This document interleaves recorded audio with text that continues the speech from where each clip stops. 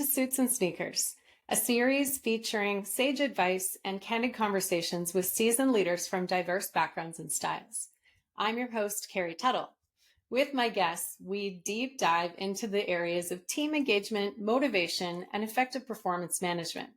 Get ready to be inspired and transform your approach to leadership.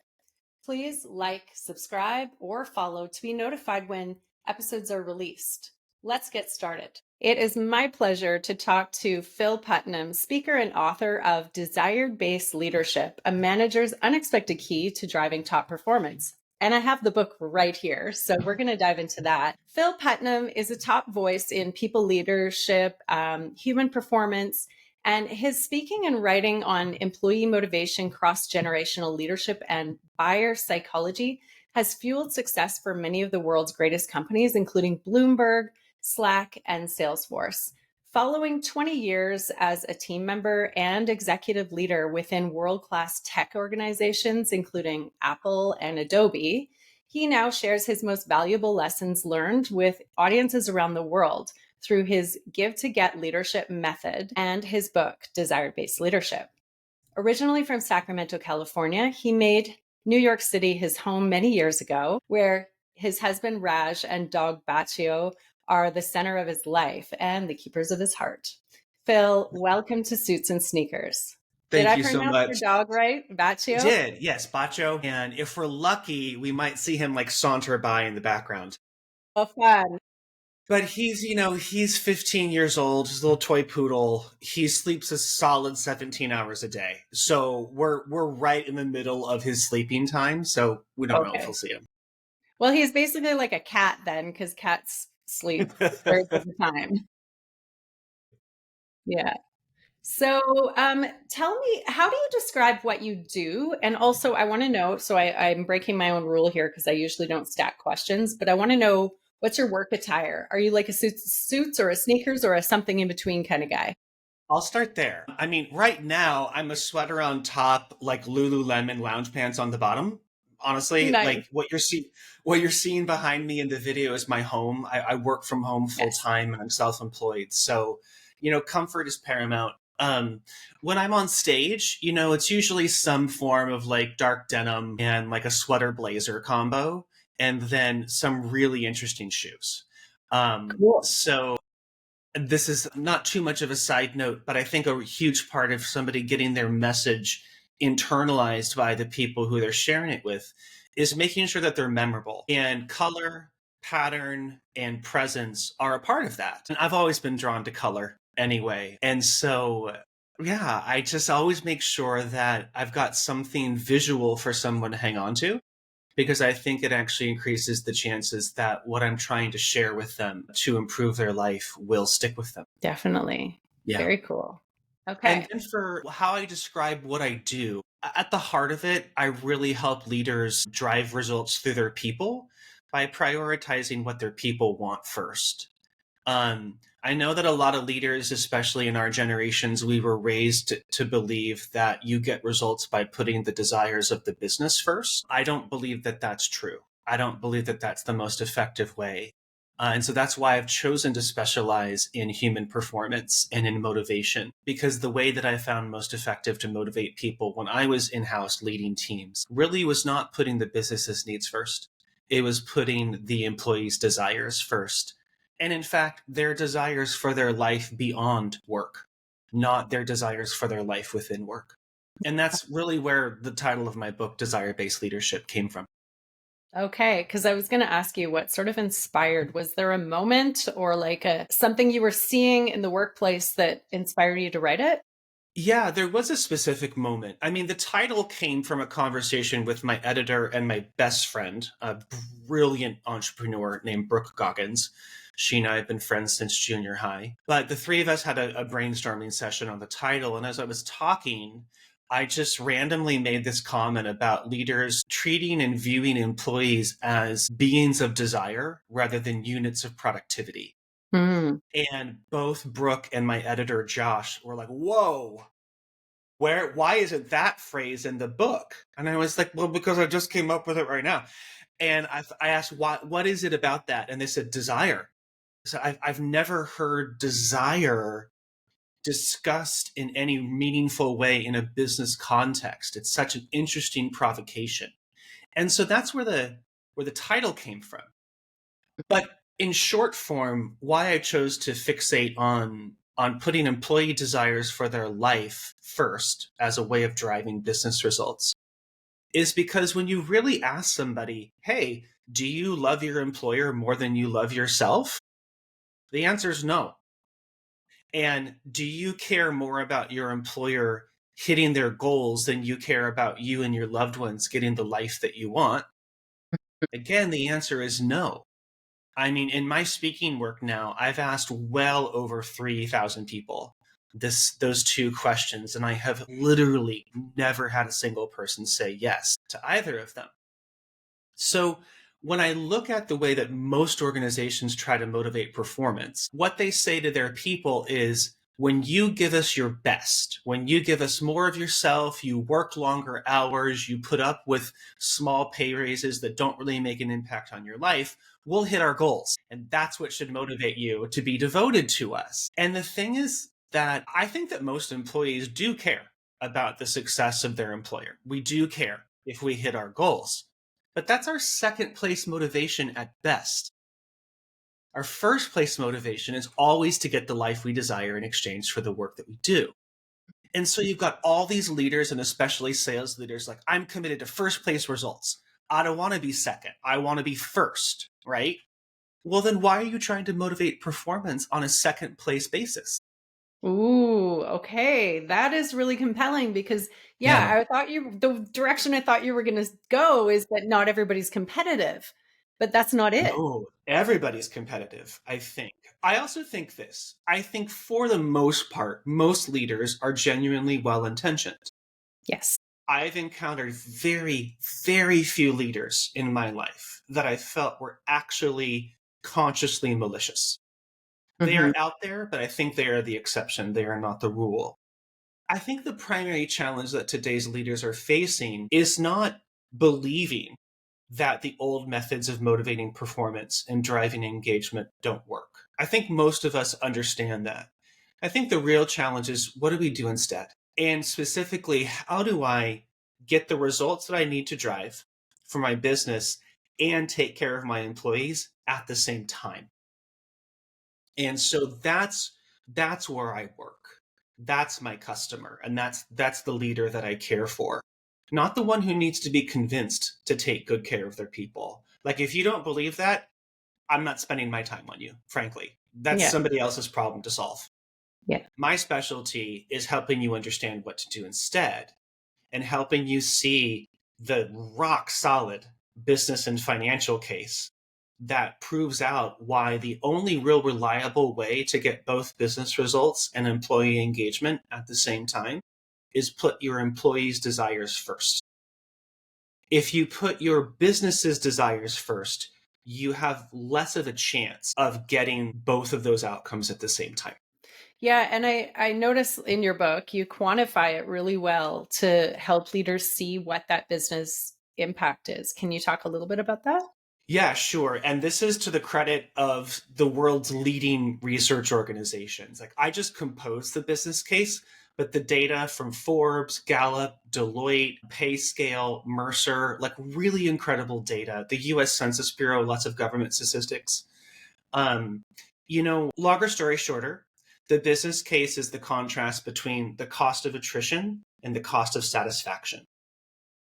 And the logic behind this, especially for revenue leaders and sales leaders, is that, you could be killing your numbers every quarter, every year, and your business could still not be profitable because your costs could be so exorbitant. Now, I don't know any revenue leader who's going to be happy about that.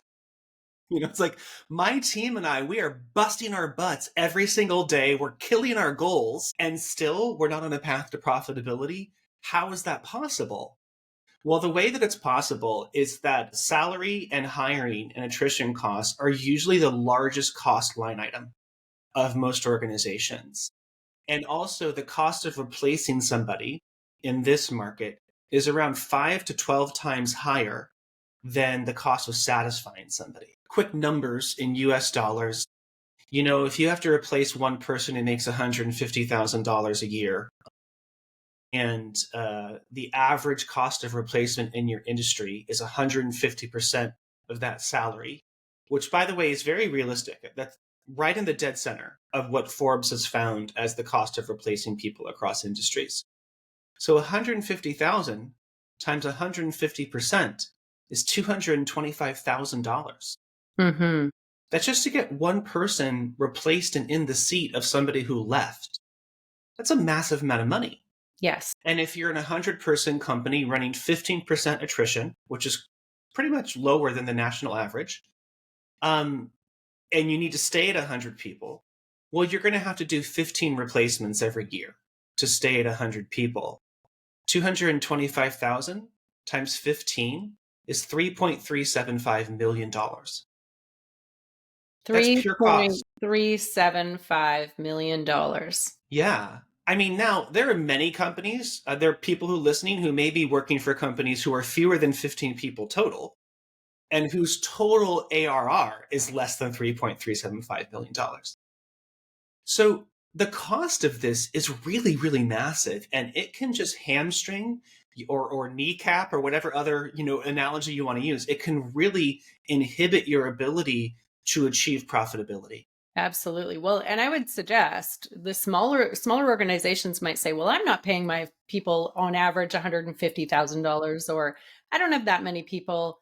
However, I would suggest that each individual has an even bigger impact, and therefore the cost is actually even higher than 150%, because it then costs you additional time and your team is spread very thin every time one person leaves.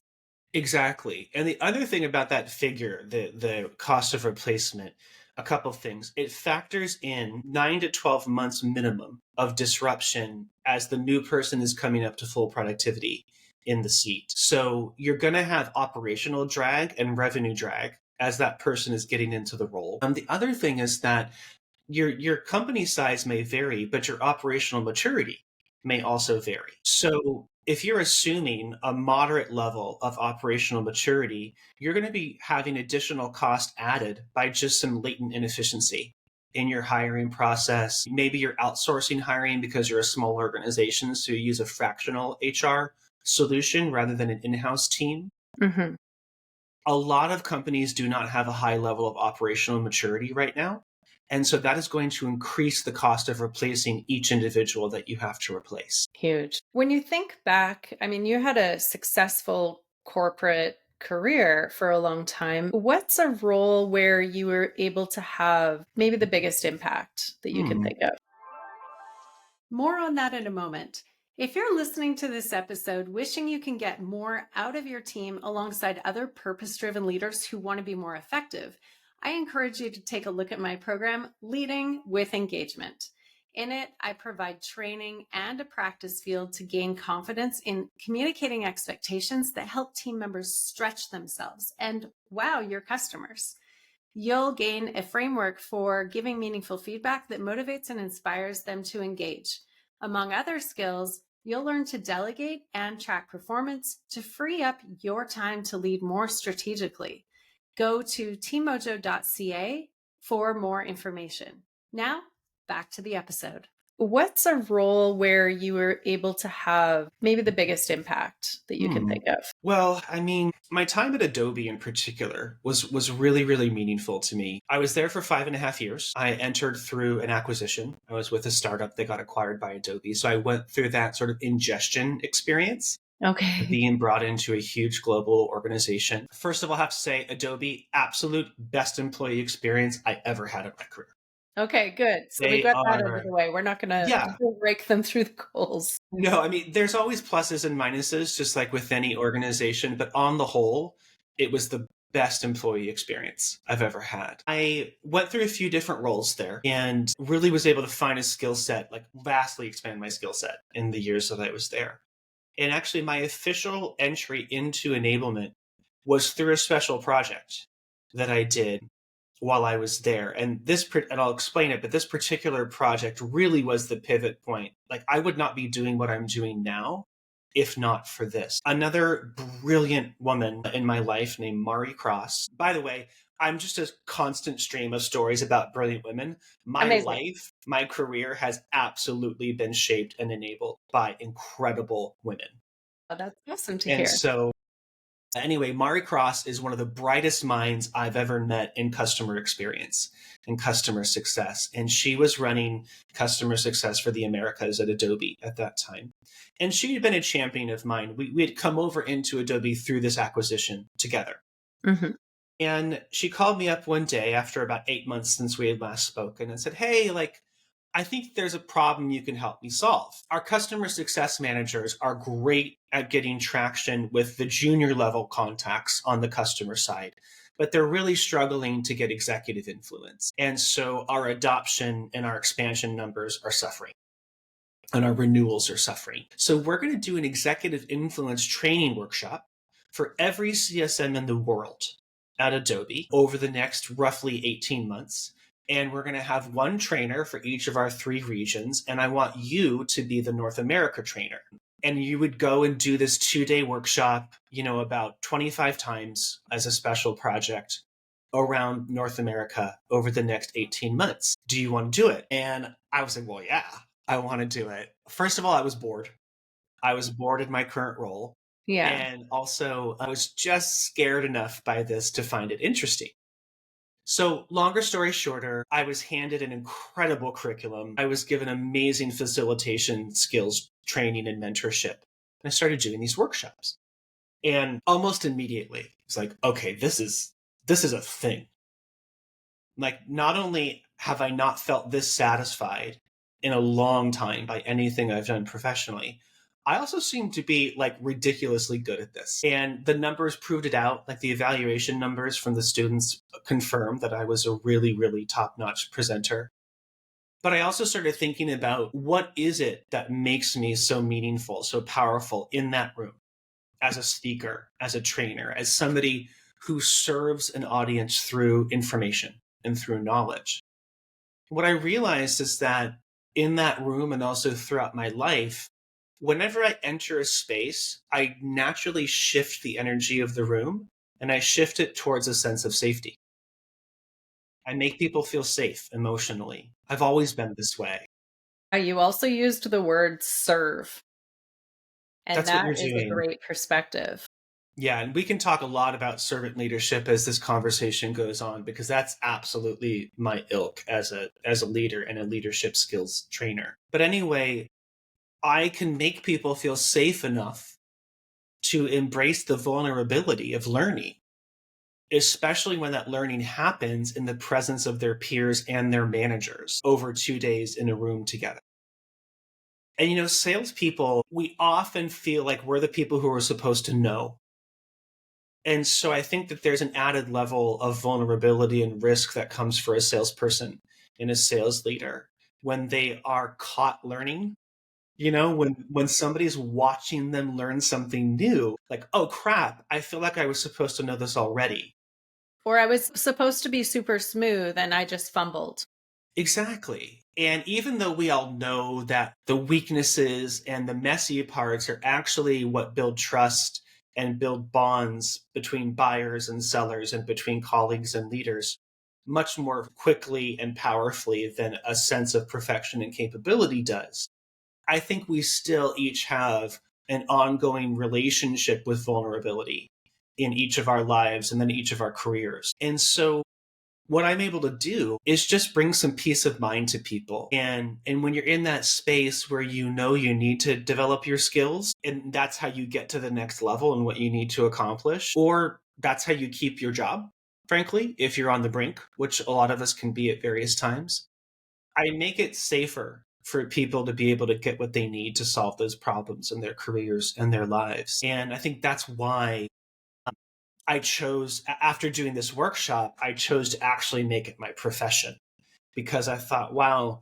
if you're fortunate enough to find something that you're uniquely powerful at, that you're world class at, and it aligns with your values, you do not walk away from that.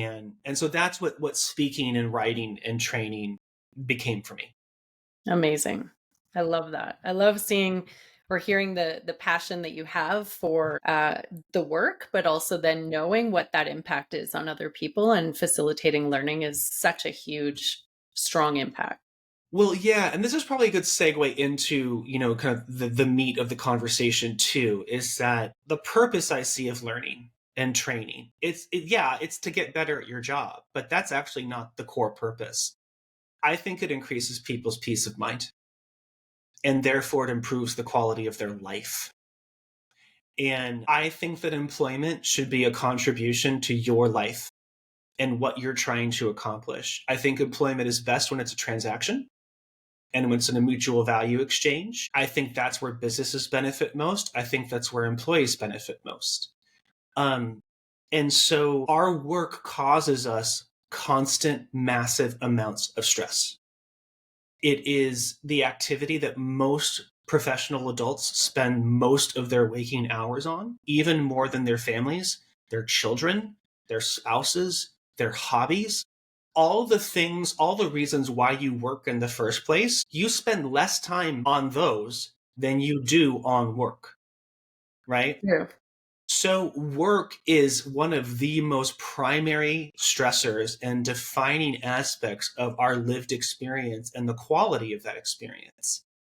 I want every single person to get exactly what they want from their very limited time alive. And if you're going to do that, you really have to work out your relationship with employment. Also, if you're going to be the kind of leader that drives really legendary results through your people and gives that kind of positive life experience to your employees, if you're the kind of person who keeps employees for a long time because you're helping them get what they want most from their career, you have to understand this. You have to understand how to shape somebody's work experience in a way that benefits their life experience. Otherwise, they will leave you and your profitability will always be undercut by the excessive cost of attrition. Yeah. So Yeah. that's why I do it. And that's why I speak this method and why I speak this very particular approach to servant leadership. When you've been in your leadership roles, how would people describe your leadership style?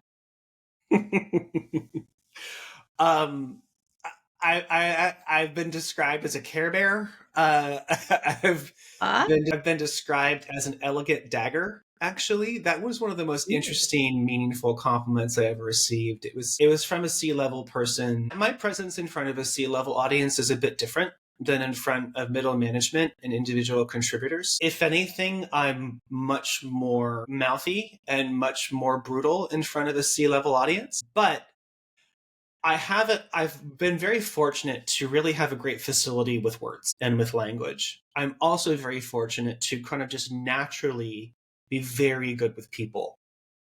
And I've been able to find a way of combining those two skills to say things to powerful people that need to be said in ways that they will embrace.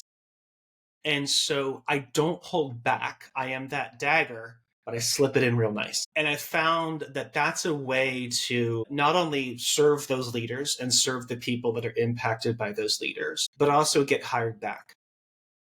Because provocation is actually an essential part of creating change. I'm somebody who defines my work in part as thought leadership. Well, if you're going to be leading thoughts, you have to be ahead of where the current thinking is right now. Mm-hmm. And that means you have to be sharing things with people that they don't necessarily already agree with or already think they want to bring into their operations. And so that's another way that I lead. And I think the general thread there is that I always consider the audience that's in front of me. You don't serve a C-level audience the same way you serve an audience of individual contributors. They have different priorities. They have different, places on the P&L sheet. And also they most likely come from different generations. They have different demographic makeups. So Yeah, they often can. That's an interesting topic as well. What have you noticed in organizations that you've both worked in and supported as far as differences in motivating each generation? sure. I love this question because this is one of my specialties. Actually, I have a workshop and a talk specifically dedicated to leading across generations. Okay. Because I think a very common question that's out there right now is, how do I lead millennials and Gen Zers? I hear that almost daily. I see expressions of it daily on LinkedIn and in other professional communities. That Mm-hmm. question is most often getting asked by Gen Xers and baby boomers. I also see expressions of the reverse from millennials and Gen Zers saying, why don't my senior leaders understand me? Why do they care about the things they care about? Why does it matter to them if I work in an office? Especially when there is no meaningful data supporting the fact that it's better for business, right? So I think that the ability to understand and lead across these four generations that are in today's workforce is so important, because the value of it as leaders for us is that it saves us from the damage that is done by leading by assumption. And as much as a lot of us will just define ourselves as data-driven leaders, Mm-hmm. no one is as much of a data-driven leader as they believe they are. That's the first thing I've seen. And the second thing is, there is no leadership that is 100% data driven. It has to be this mixture of art and science. That if the data is the science, the art is the people skills and the instincts and the intuition. But the reason why you want to spend time understanding how to lead across generations is because it'll save you from that damage of leading by assumption. And the opposite of assumption is understanding. We have four generations fully active in today's global workforce. You've got baby boomers, Gen Xers, millennials, and Gen Z, right? And so, like is the truth in most, matrixed hierarchical organizations, you climb the ladder over the course of your career. So the majority of senior leadership power and decision-making power is currently consolidated primarily among baby boomers and Gen Xers. Mm-hmm. The caveat to this is there are so many companies that are founded and led right now by millennials and Gen Zers. Amazing, That's right? where I was going to go next, is And the younger yeah, leaders. yeah. The other, like, this is why, like, there's a Forbes 30 under 30 list. That's why that list exists, right? There are incredible, incredible young leaders out there who are creating companies and defining their cultures. The other thing that plays into this significantly is that currently 53% of the global workforce is millennials and Gen Zers combined. That's a big number. That's currently. Right now, the younger half of the Gen Z generation has not yet aged into the full-time workforce. Mm-hmm. So that number is going to grow to around 65% by the year 2035. So the first thing I want to say is, boomers and Gen Xers who are listening, sorry, you're not the majority. That's already the truth, and it's only going to become more of the truth over the next 10 years. You might have the majority of the power in a matrix organization, but you are not the majority of the population. Because the majority of the results of the businesses that you lead are created by the majority of the population of the workforce, you have to really start contending with the business logic of alienating, mocking, or misunderstanding the majority of the global workforce. Mm-hmm. Is that actually a valid strategy for your business? Does that actually put you on a solid footing to profitability? Right? Yeah, well, and almost like the blinders are on in some cases, with some leaders just saying, well, they'll get it when they are older. Yeah, I do want to talk about that, but let's do a quick setup, some Okay. context, right? Because I think this matters for being able to understand each generation's relationship with employment, and then anticipating the collisions and the chemistry that are possible in various combinations, right? So first of all, World War One, Great Depression, World War Two. Okay, that's where we're starting. Three massive global economic and social events. Baby boomers born starting roughly in I'm looking at the graph in my book right now, roughly like 1946. Okay. So that's the oldest generation really active in the workforce right now. It's where the majority of senior leadership power is consolidated. their primary relationship with employment, I'm generalizing, Mm-hmm. is loyalty. You stay loyal to an employer even through the hard times, and it pays off for you. And if you switch employers, you're not a good human. That's the crux of the baby boomer relationship with employment. Gen Xers, primarily raised like the children of baby boomers, we were imbued with that loyalty-based relationship with employment, right? But our primary relationship with employment in Gen X is taking roughly 20 to 25 years to realize that we're allowed to have agency in our relationship with employment. Because the loyalty that we were taught by our baby boomer parents never paid off for us. The main reason why is because all of the systems that were in place to reward baby boomer loyalty, like pensions, unions, profit sharing, meaningful employer contributions to retirement funds, lifetime benefits, those have never been available to most people in the Gen X workforce. Mm-hmm. They're available in some industries, but they're not widely available like they were in the largely manufacturing driven and conglomerate based industries of the post World War II era that baby boomers came up in. The other big shift that happened between baby boomer and Gen X historically is that the shift to shareholder value based existence for companies really came into place. And so a lot of focus on worker welfare and worker health that was really prevalent from the 40s to the 60s evaporated in the late 70s and the 80s. So that's the Gen X. You realize, oh wait, loyalty as a Gen Xer is toxic loyalty. It's not going to pay off, right? Mm-hmm.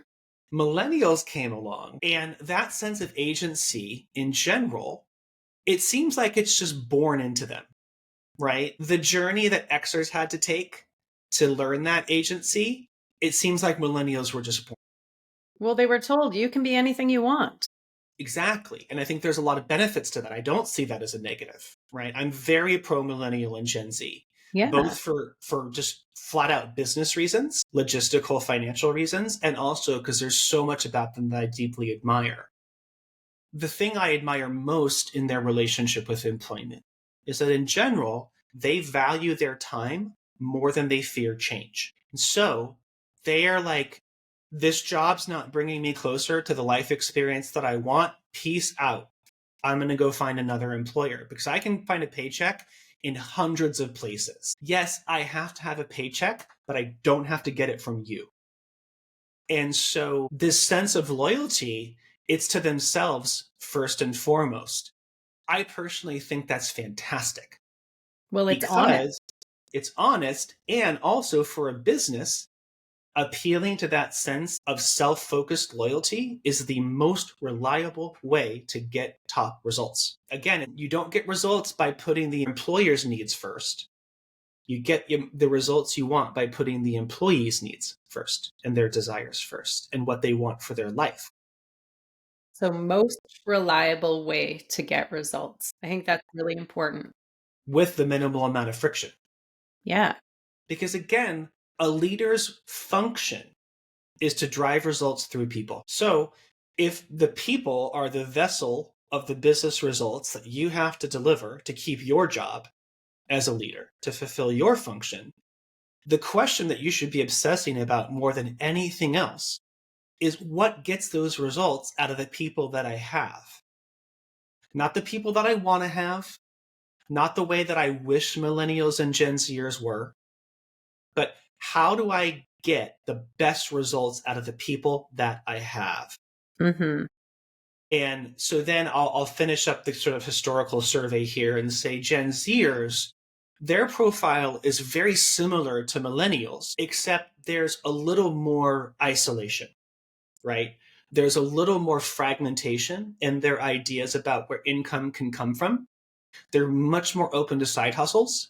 They're much more open to sort of a patchwork, a quilt of income, right? This idea that they would get one paycheck from one employer for a long period of time is probably most foreign to them than it is to any other generation in the workforce. Also, they are very digitally native, so their ways of working are much more digitally based. They really don't understand the need for in-person work as much. Again, this is general. There are a lot of people who love it, but that's sort of where Gen Zers are. So I like to sort of look at what happens when a baby boomer talks to a millennial, right? All right.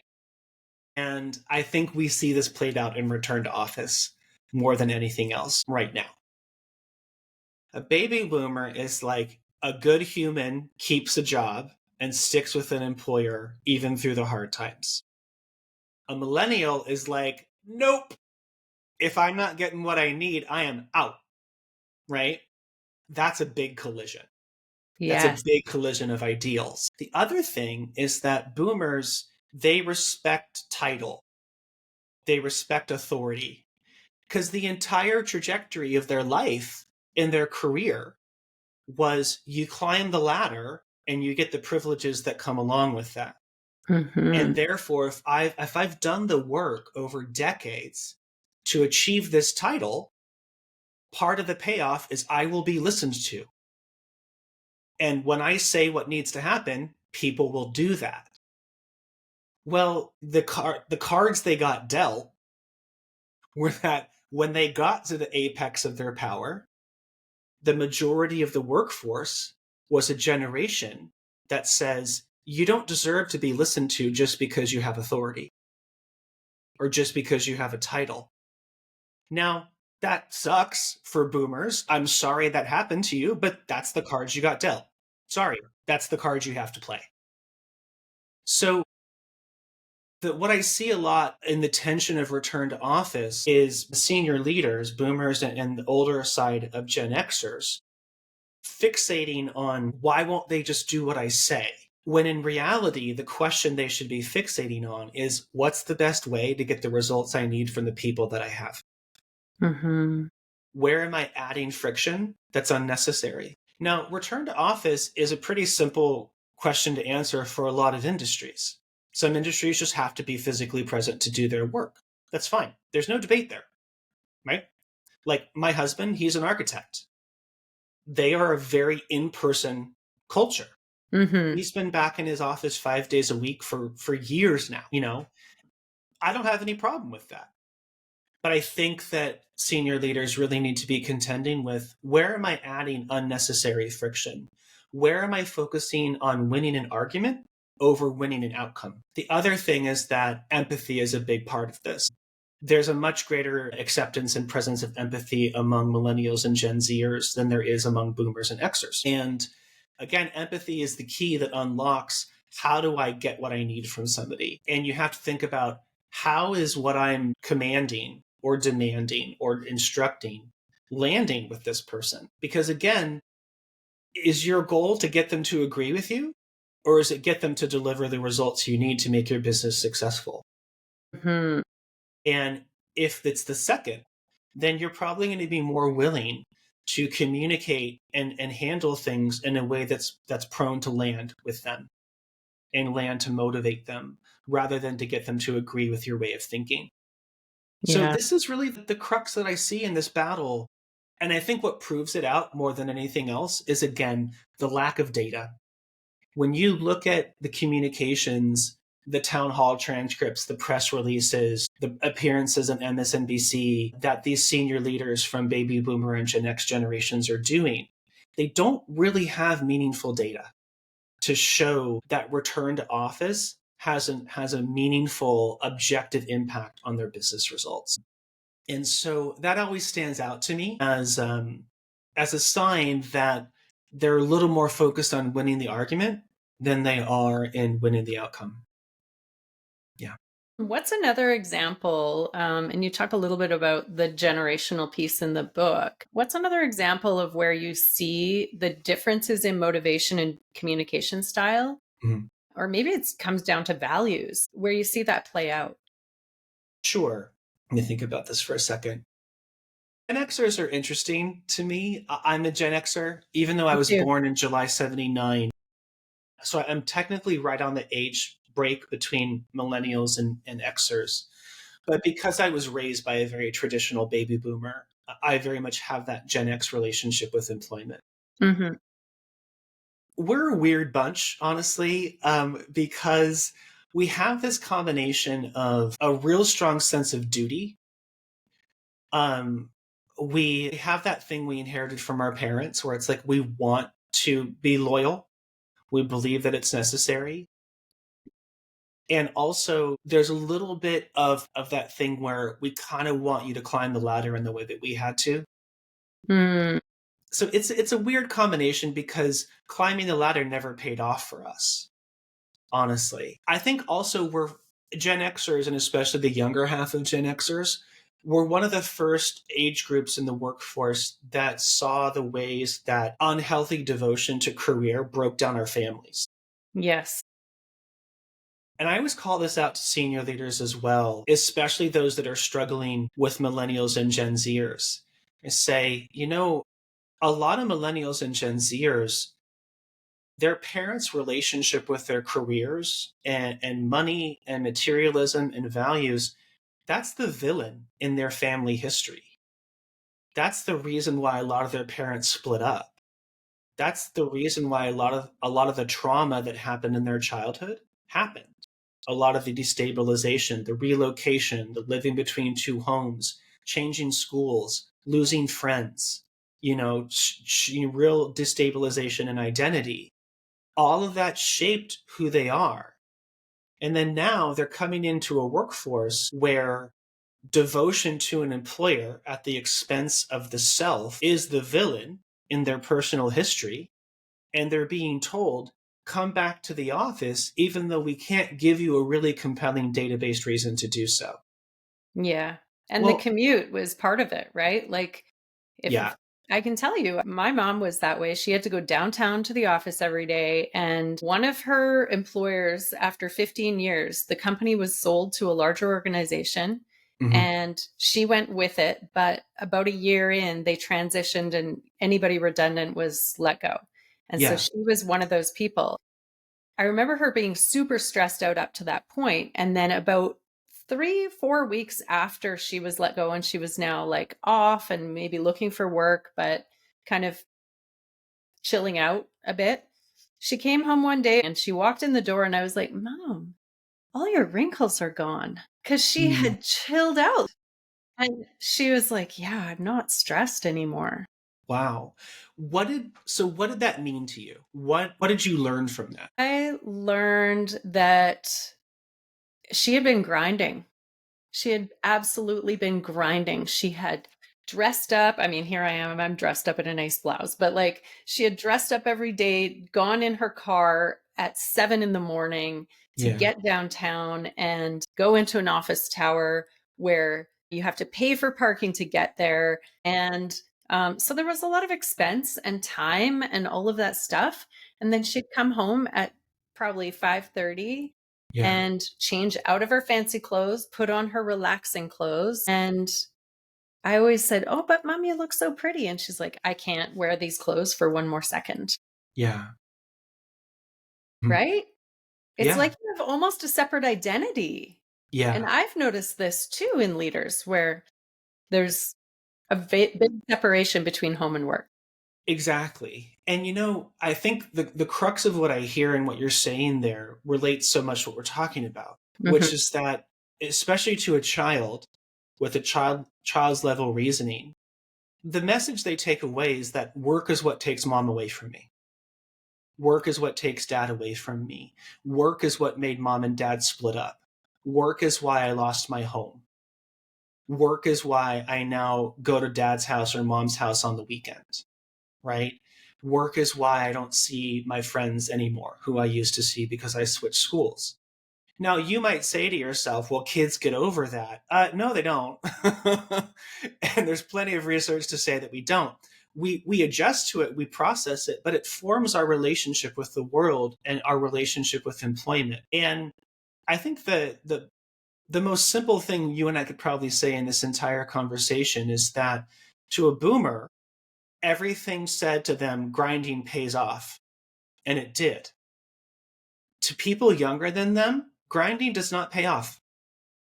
It does not pay off. Trickle down success is not real.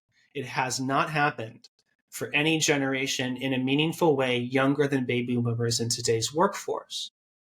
So when you have a baby boomer or a senior Gen X leader just befuddled and angry and frustrated over why won't they just devote themselves to work, right?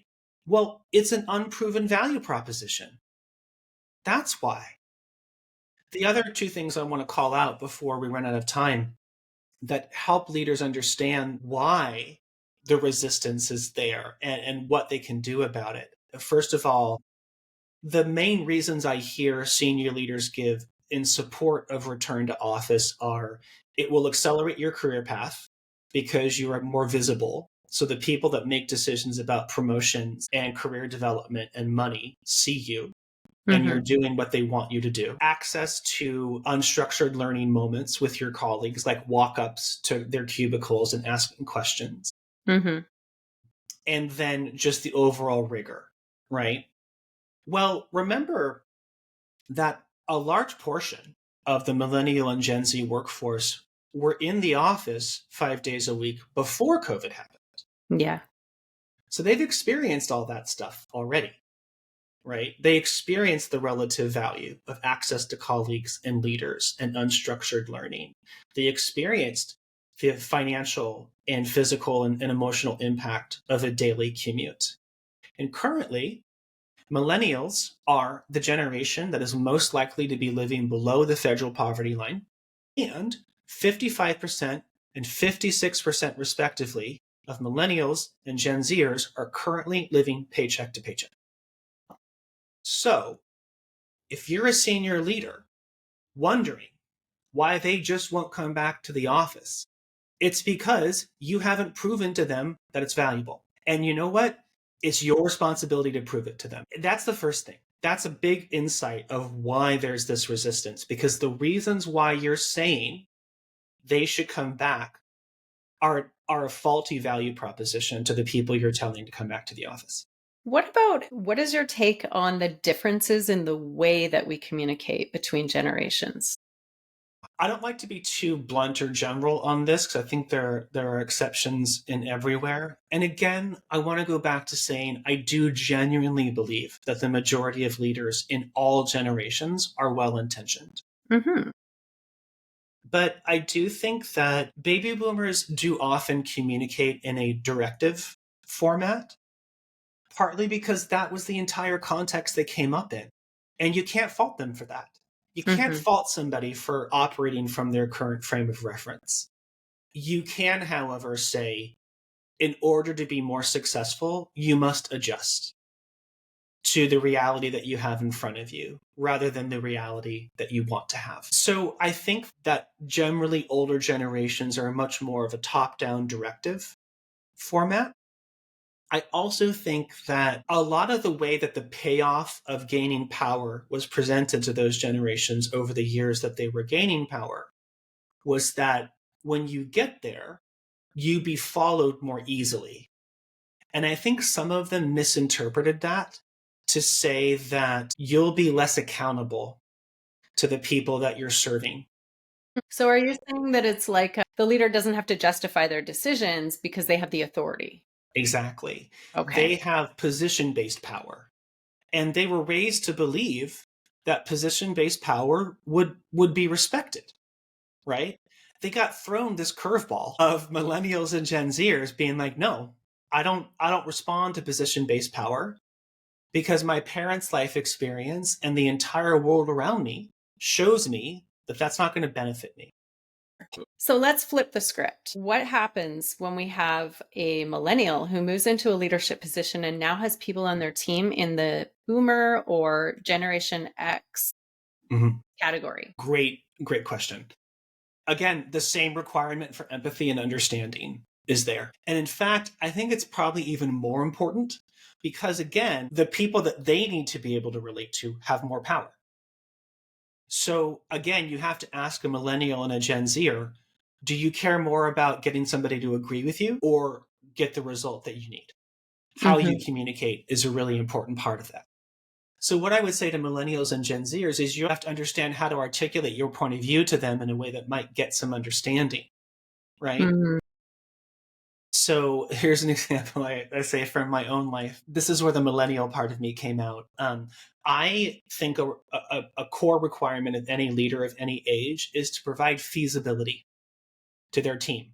You have to provide an environment in which success and the results you're demanding them to provide are actually feasible. Money, people, time. Mm-hmm. If you're making the cake of business results, those are the sugar, butter, flour. You can't make a cake without it, right? One of my favorite phrases I've developed over the years is I don't work by magic. Like, I live in the land of time and space and cause and effect. Mm-hmm. As is pretty common with a lot of enablement leaders, where I spent a lot of my senior leadership years, I was in a situation where I was not being given the basic requirements of people, technology, money, and time necessary to produce the value that was being demanded of me by my senior leaders. And this had gone on for several months. So I was finally talking to the CEO one day, and thankfully he and I had a good relationship, but I said, I don't work by magic. You're not giving me what I need to produce the value that you're demanding. And he said, I'm not asking you to work by magic. I'm just asking you to do your job. And I said, no, you're asking me to make a wedding cake for 300 people with 6 ounces of mustard and a handful of Pop Rocks. Now, Did he was take I? that? Oh no, he did not take it well. And I think it was a moment that contributed to the deterioration of our relationship. And I call that out because, was I right? Yeah. And did it feel good to communicate the way that I wanted to communicate? Yeah. But did it help me achieve the outcome that I was trying to get? Absolutely not. And I did not understand how deeply he needed his position-based power to be respected. Mm-hmm. Now, was he right? No, his business logic was wrong. You cannot get value unless you pay the cost that it takes to get value. Mm-hmm. But he held the purse strings. I didn't have the power to give myself a budget because he had made the choice that I wouldn't control a budget because he didn't value my function in that way. So how do we appeal to his point of view to get the point across and influence change? Sure. Well, the first thing is you always start with discovery, just like any seller, right? Discovery is everything. You ask, can you explain to me sort of your reasoning of why I can't have a budget? Or you're saying we can't prioritize this right now in comparison with the other needs of our business. Can you help me understand the landscape of the needs of our business? Like, I want to understand what you're going through. I want to understand the stresses that are happening in your day. Now, not only is that going to nurture the relationship, it's going to soften up the human aspects of that. It's going to build bonds. You're also going to learn a lot. You're going to learn a lot that's going to prepare you for when you're a senior leader. If that's the route you're going down, you're going to access that wisdom that baby boomer or that Gen Xer has amassed over decades of life and experience. Right? That's gold. You don't want to miss out on that, especially when you're in the younger years of your career. But you're also going to start understanding the business landscape in which everything is happening. And you're going to start finding ways to tailor what you're asking for and how you're asking for it to the reality that's being lived out by the people that are going to be making the decisions. Mm-hmm. And so I think that in the same way I'm basically advocating for humility among baby boomers and Gen Xers, I'm advocating for the same thing among millennials and Gen Zers. And that humility is, I'm going to seek to understand the experience of somebody who I don't understand. And then I'm going to relate to that. And I'm going to tailor how I approach my work to how they need to be approached. Mm-hmm. That is so powerful. But you can't get there until you have a conversation like we've been having here, where you understand why each generation wants what they want from work and expects what they expect from their colleagues of various ages. And then you start using that to inform the way you relate to them. Yeah, context is everything, right? I think it is, yeah. I think it is absolutely king, it's queen, it's God, it's science. It is the organizing principle of communication. And it's what gives meaning to what we say and what we write. And if you can understand the context of someone's thinking, you can really make some real progress with them. You can also persuade them. You can change their mindset, but you can't do it until you know the context. And the way that you gather context is you listen, you discover, you ask questions. And I think you ask with a genuine desire to understand someone else's perspective, especially when it's different from your own. Definitely. So in the spirit of sort of that intergenerational sharing, thinking back to when you first took on a leadership role, what advice would you give to young Phil? The main one is don't operate in denial of the power differential between you and the people that you lead. I think that for highly empathetic leaders like I am, it's easy to think that over-indexing on the I'm your friend, I'm your equal, I'm your advocate aspects of that relationship is a good thing. I did that at the start. I would not do that again. The reason why is that when you say to somebody who you lead that I'm your friend, I'm your equal, you're actually lying to them. That's not true. You have direct control over their survival. You have direct control over their paycheck and their prospects for advancement. There's a big power differential there. And when you deny that, and when you ask your direct report to operate in that denial with you, you are adding a lot of confusion and a lot of mistrust into the relationship.